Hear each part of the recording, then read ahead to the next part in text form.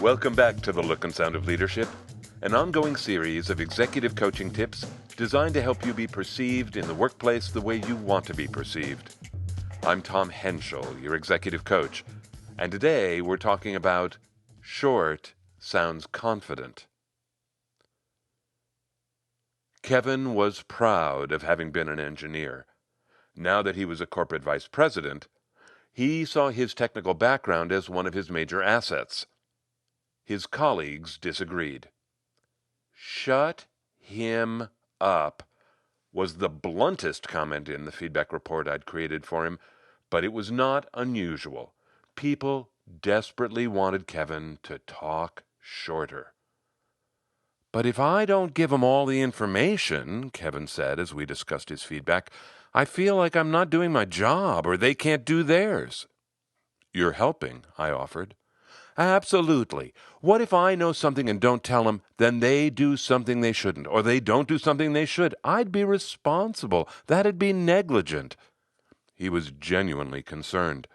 I asked, "Is that what the feedback is telling you, Kevin?" He froze as he ran that question through his mental computer. "No, you're right. They're saying they don't like my engineer speak, where every detail has to get explained." I remained silent. He gave a wistful little laugh, saying, "It's like someone took away my decoder ring." I'd have thought decoder rings were before his time. What I said was, "It's more like you've got a broadcasting ring, Kevin. It broadcasts in engineer speak, but no one is tuned to that channel up here. You can keep broadcasting, but people are not pulling you in loud and clear." His engineer wheels were turning. He said, "So, am I supposed to change my channel?" "Yes, Kevin," I said. "That's exactly what you and I are going to do. You're going to change your broadcast channel from engineer speak to executive speak." He perked up and smiled. "I like the sound of that. Where do we start?" When I have the chance to talk about how to sound executive, I have any number of ways I might start. I didn't know what would make the most sense to Kevin. I looked at him and said, "I'll tell you what I'm thinking. I'm thinking there are many threads I want to follow with you, but I don't want to just start blathering. I really want to give you one little bullet point, and it's hard to reduce all my ideas down to—" "No, wait, I know. Here it is. Here's the whole key to sounding like an executive. You ready?" "Ready," he said. I said, "Short sounds confident." I stopped talking. It was great to watch Kevin when his mental computer kicked in. He snapped to some place far away, then just as fast would snap back, having thought things through. Now he snapped back and said, "I see people do that up here. They move fast. They talk short." "Everyone's carrying a lot of weight," I said, having coached two of his peers. He mulled the words. "Short sounds confident. That's a good phrase." "I learned it from one of my early mentors," I said quietly. He was still thinking. Finally, discouraged, he shook his head. "It's a great idea, Tom, but I can't see myself ever getting there. I keep coming up against this sense that now that I'm one of them, it's more important than ever to be sure that I tell them everything I know." I said, "Kevin, it's a sense, right? It's how you feel?" "Yeah, I should tell people what I know." "Kevin," I said, "that's your belief. But I'm talking about behavior. Look, you're welcome to your beliefs. Do what you want with your beliefs. Keep them, don't keep them. But let's change the behavior. What do you say?" Again, he considered seriously, then asked, "Change it how?" I asked, "Can I give you a metaphor?" "Okay." He liked metaphors and spun some good ones himself. I said, "So let's imagine you and I are talking about some project. Your brain is firing away like it does. You have a whole box full of ideas. And there are all kinds of things in the box. Some relate to what you and I are talking about, but other things are in the box too because you're a bright guy. You have lots of ideas. So when it's your turn to start talking, you just take that box full of ideas and you dump it out all over me. All the ideas, all at once, jumbled together. Here they come, blah, blah, blah, blah. And since they're all tangled up, All the ideas seem equally important to me. Now, when that happens, do you know what I think? I think, hey, wait a second. All those ideas can't be equal. Some of them have to be more important to you than others.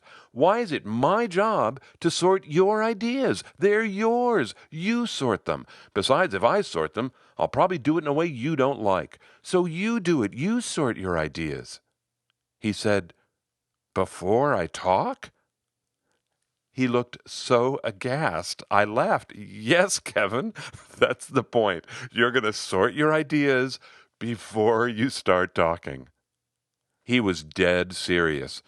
If I have to sort through all my ideas before I start talking, I might never get started. But I see your point. A lot of times you're right. I don't start with what's most important. I just dive in. I answered saying, and for some of your listeners, Kevin, your first point will be the only one they hear because they're going to start talking back the first chance they get. He laughed happily. That is so true. Man, I thought I was a bad listener. These folks, they are in first place on that score. Then he fell silent, following a thought. He made some determination, came back and said, it's lazy. Not pre-sorting my ideas. It's really sloppy thinking on my part. Kevin, wait, I said. May I reframe that? He nodded. I said, we're talking about your default setting, this engineer speak. It's your preferred natural behavior. Just because you and I have started examining it, don't judge it. I don't think it's helpful to call it names or make it bad.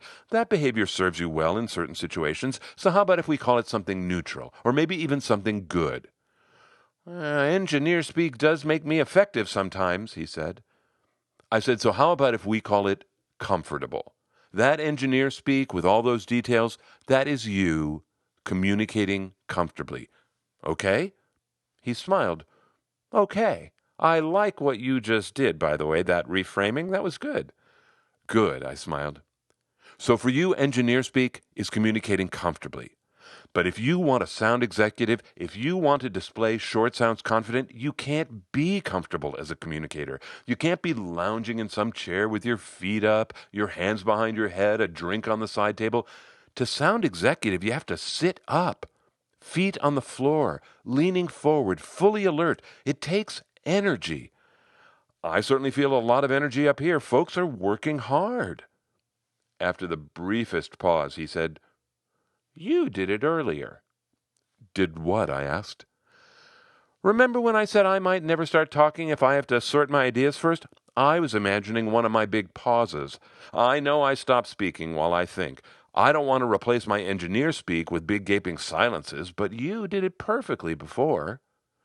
I waited, fairly certain I knew what he was talking about. He went on, you said, wait a second while I think, or something like that. You told me you were thinking, and I waited. And then you said short sounds confident. I think all that narration beforehand actually got me ready to hear your idea, like the presenter who says, and now here's the one big thing. Makes you sit forward and listen. I nodded. I hadn't thought of that, but I see what you mean. You were narrating your thinking, Kevin said. You know, a lot of people wouldn't be able to do that. Is that part of short sounds confident? You don't have to narrate your thoughts, I said, but you do have to sort them. And you're right, Kevin. I understand it's a stretch for some folks. Not everyone has the same capacity for this. Like not everyone has the same capacity for running or rock climbing. But I think everyone can pre-sort at least a little and sound at least a little more executive. Fair enough, he said. So I have to pre-sort my ideas. And to do that, I have to figure out what's important to you. Well, I said, that depends. If you really know what's important to me, like if I've actually told you what's important to me, then yes, sort your ideas according to what's important to me. But, I continued, most of the time, you don't really know what's important to me. So instead of guessing about that, tell me what's important to you. That's what makes you sound executive, articulating what's important to you. He looked at me and said, and tell it shortly, right? I nodded. Saying what's important to you in a concise, bite-sized way, yeah, that would sound pretty darn executive. Okay, So while I'm sorting my ideas in my head, I tell him what I'm thinking, and then I say something like, here's something that's important to me, and I put the first thing first. Great, I said. He asked, does that change my channel to executive speak? Yes, it does, I said, plus one more thing. Tell me why. You can't just say something is important to you. You have to tell me why it's important to you. Why? That's what's going to distinguish it as yours. He thought. And then he said, I was wondering if I were able to sort my ideas, would I also be able to figure out why they were important? And the answer is, of course. I know what I think about my ideas. I know why they're important to me. Well, not everyone does, I said. I've noticed, he grinned. I said, I think it's important to tell us why because of how we all listen to each other. I think all of us, all the time, have an unspoken question revving non-stop in our heads. He asked, which is? To which I answered, why should I listen to this? I think we ask ourselves that 10 times a minute. That's how we listen. And when we don't know why we should listen, we don't. You better tell me why I should listen to you because a million things are competing for attention in my head. He laughed almost fiendishly. That is true, isn't it? May I give you my final analogy? I asked. You bet. He fell back and breathed out, fingers laced across his buckle. I sat straight, raising an imaginary teacup and saucer up to my chest. I said, when I make the choice to listen to you, it's like I'm extending a little teacup. I'm ready for you to fill it up so I can drink it in. But most people, when they sense that invitation to speak, pull out a fire hose, slam open the nozzle, and blast the hell out of whoever's listening. It's too much to take in. Bye-bye, teacup. He laughed heartily. I do that. Blast people with information. But not anymore, I suggested. Right, he said, because short sounds confident. And sounding confident is one great way to achieve the look and sound of leadership. So what was the point of all this? I'll assume you already have short sounds confident, so I won't say that again, but here's what I think the point of all that was. Communication takes effort. People talk, right? They talk all day long, but they don't really think about what they're saying. Not really, not the way they would if they were sending an important email or crafting an official communication. And I just don't know why not. I think you should be responsible for every part of what comes out of your mouth. That's the look and sound of leadership. I'm incredibly honored and humbled by some of the leaders I work with. These are men and women who are so high functioning, they make running a division of thousands of employees look effortless. I promise you, these executives have learned to be very conscious of their speech, and they are impressive. But that kind of communication takes effort. You have to choose to do it. You have to work on it a little bit every day. Just try and move the needle 5%, whatever 5% means to you. So if you wanted to do this, if you wanted to be better at this, what would you do? Stop talking sooner. Short sounds confident, right? So you have to stop talking sooner. I'll tell you something I've learned during my coaching. The longer I'm talking, the less effective I am. And I talk well. I'm engaging and articulate. But the longer I talk, the less effective I am. So I've learned to stop talking sooner. Now, do I have more to say? Oh my gosh. I mean, come on. Can you tell I love to talk? I always have something more to say. So if I'm going to stop talking sooner, I had better say the most important idea first. I have to learn to sort. Now, I know some people get crazy about sorting, but don't. Don't get paralyzed. Don't outthink yourself. Be lively. Be alert. Sort fast. And then say whatever you've decided on. Even that tiny burst of energy is going to make you sound more effective. I bet it will. I bet you will speak 5% more effectively than you would have otherwise. Give it a try and let me know how it goes. If you don't know how to get a hold of me, by the way, I'll tell you in a minute. I would be incredibly remiss if I didn't express my deepest gratitude for what all of you wrote online this month. Wow, that was just amazing to read. Thank you so much. Just a couple of the users in iTunes were GHVHC, JD Sudi, VCAD, AM Kinsella, Slices HS, Eric, and Halle Berry with a great spelling. That made me laugh. Love seeing that. A user named Tater Texter said he uses the podcast with his team. He said they, quote, had a fantastic, positive, and uplifting conversation as a result of the podcast, close quote. Isn't that cool? Great idea. How exciting. Other folks have told me they do that too, and I'm always so delighted. Surprised, but delighted.